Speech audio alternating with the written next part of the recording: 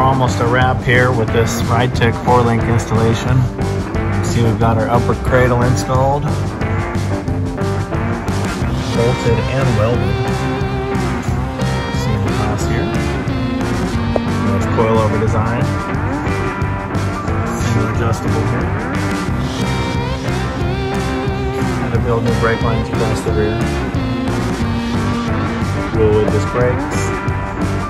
Weld all your bracketry up and set your pinion angle within range.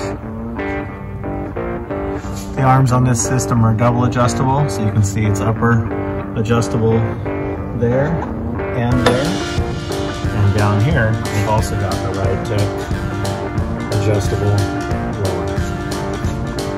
Double adjustable for all the ease of getting this thing squared up just the way you want when you're done. So now we just got to hook up a fuel line or two.